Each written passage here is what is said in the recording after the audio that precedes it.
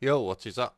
So I thought I'd do a video on Outer Worlds 2 because I wanted to have another look at the CPU limited area and also show people how to install OptiScaler and also RDNA 3 and 2 users. Just a quick recap on how to place the int8 file, the FSR4 file in to the folder as well.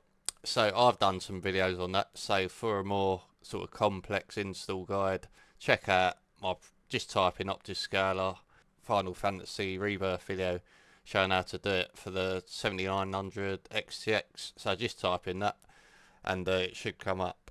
So this is the pre-free test build OptiScaler I'm using, but it should work with the older one because basically all you need to do is just install FSR4 because the frame gen just doesn't work well if you want to, because there's no frame generation in the game for AMD for some reason. I'm not sure why you got XeSS frame generation, but whatever. I mean, so personally, I would say just use AFMF in this one. So this is the file I was talking about, the int8 file. Make sure you place this in the folder after you install OptiScaler, as I've said at the top, otherwise it won't work for RDNA 3 and 2 users. So you want to use DLSS inputs if you've not got access to the 9000 series. If you've got 9000 series card, you should just be able to flick it on in a game menu inside Outer Worlds 2. So it's mainly for if you want to install OptiScaler and just have a look at it, or if you need to for RDNA 3 users and 2. So I mean, I did try applying frame generation, but I got a lot of stutters and then I got a crash. So I found it out to be it's just not worth it.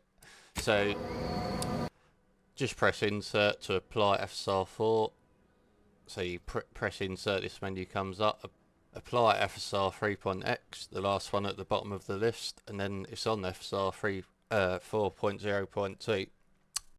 So I did have a muck about with the frame generation just to see if it would work, and the only way I could get it to work is using the DLSS inputs, but then it just turned out to be very bad with the stuttering, and I just thought, I don't think it's just not working with OptiScaler.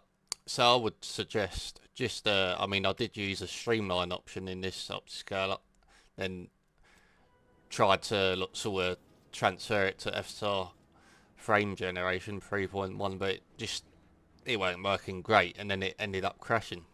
So I wouldn't recommend it.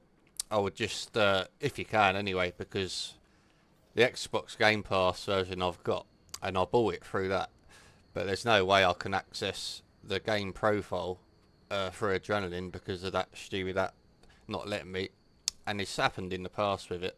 So I can't even use AFMF with it, although I'm not too bothered about it because I can actually have a good time on the AMD side. It's working well enough without frame generation, so I'm not bothered. It would be more for NVIDIA actually, but if you want to use it, make sure you get the Steam version so you can actually use AFMF if you do want to. But yeah, you can see on the frame time all them hard stutters, so I definitely wouldn't use it through OptiScaler, and it was even knocking my GPU usage down more than it usually does at all. And as you can see, actually crashed the game anyway, so that was the end of that. Anyway, so I did want to actually have a proper look at this again. So I wanted to see if I could find a bottleneck somewhere on the AMD side, and I did actually find a little bottleneck if I went to performance mode. Although it still wasn't as bad as it was on the NVIDIA side, even using quality mode on the 4090. So I'm still able to squeeze more FPS out, even using performance mode on the AMD graphics card. So it does turn out I'm right. I mean, there's definitely I'd say it's the NVIDIA issue with their CPU overhead, definitely. But definitely this game is badly optimised for CPUs. If even a 9800 X3D is not getting the total full usage out of it at performance mode. But at the end of the day, there's definitely an advantage for AMD here on this game.